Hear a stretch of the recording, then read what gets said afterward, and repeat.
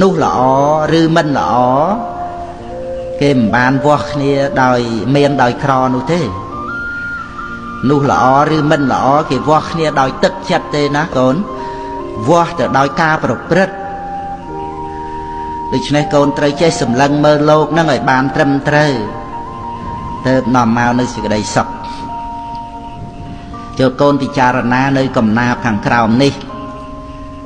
រូបសល្អរៀងគួរស្រឡាញ់តែចាញ់ល្អចិត្តគំនិតជាមិនយូរប៉ុន្មានរូបជរាឯចិត្តល្អជាមិនចាស់ឡើយកូនមាសឪពុកចូលកុំភ្លេចធัวថ្លៃជាងពេជ្រនាំដល់ត្រើយមានរូបមានរោគឥតស្រាកស្បាយកូនអើយព្រះធัวមិនចេះឈឺបើកូនរៀនធัวអប់រំចិត្តប្រព្រឹត្តសុចរិតចិត្តកូនភ្លឺជីវិតត្រូវស្លាប់រូបត្រូវឈឺប៉ុន្តែចិត្តភ្លឺមិនស្លាប់ទេចិត្តភ្លឺខ្លាំងជាងសូរិយាភ្លឺដោយបញ្ញាចិត្តទំនេរ